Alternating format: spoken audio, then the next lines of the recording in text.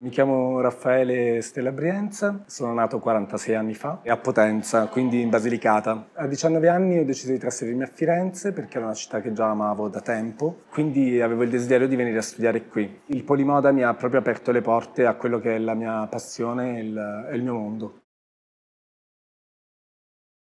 Mani del Sud è nato da un altro desiderio, quello di riconnettermi al mio territorio, perché dopo alcune vicende familiari sentivo proprio il desiderio di riconnettermi con quello che era la mia origine, quindi sia con il territorio proprio che culturale. Durante delle vacanze di Natale ho sperimentato questa cosa con mia mamma, che era una bravissima sarta e quindi sapeva cucire e mi aveva anche insegnato molte cose durante il mio percorso di studi e abbiamo provato questa esperienza che ci è piaciuta, l'abbiamo condivisa e da lì i Papillon, che simboleggiano proprio questo nodo, questo ricollegamento tra due mondi e che si riuniscono per parlare di nuovo lo stesso linguaggio. Il ritorno alle origini che ti riconnette un po' a te stesso, alla parte più intima, quindi è una cosa importante per me. E io credo che la distinzione tra artisti, artigiani e altri designer può nascere nel momento in cui siamo alla ricerca di qualcosa che ci distingua davvero.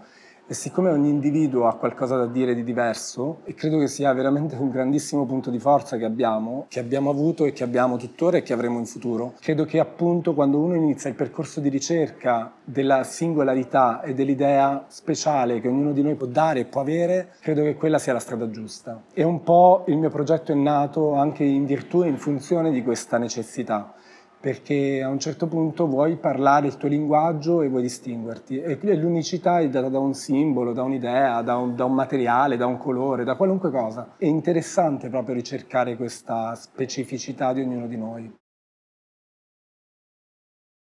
È un progetto eccezionale perché permette a Firenze di parlare un nuovo linguaggio, secondo me, permette ai cittadini di vivere questo nuovo linguaggio e permette a noi di poterci esprimere attraverso questi spazi. Trovo che sia un'opportunità incredibile per Firenze, per i cittadini e per noi. E mi piace perché comunque dà giustizia, dà merito anche all'aspetto metropolitano di Firenze, che spesso viene considerata un po' troppo conservatrice, un po' troppo legata alla propria storia, che è preziosissima e non la perderemo mai, quindi credo che questo sia solo un vantaggio e un polo metropolitano all'interno del cuore della città. La manifattura tabacchi è connessione.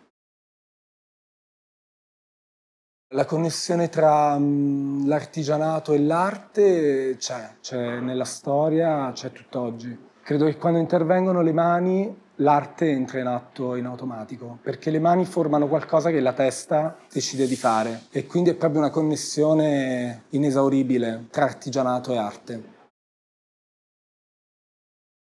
Mi ha spinto il desiderio per l'appunto di connessione, cioè il fatto di avere un ufficio accanto ad altri creativi, ad altre persone che esprimono quotidianamente quello che vogliono veramente dire, perché un ufficio isolato è chiaro che è connesso col mondo in tanti modi, però questo mi piace perché è connesso proprio in modo intimo agli altri ed è assolutamente naturale, una forma naturale che quotidianamente possiamo decidere di vivere.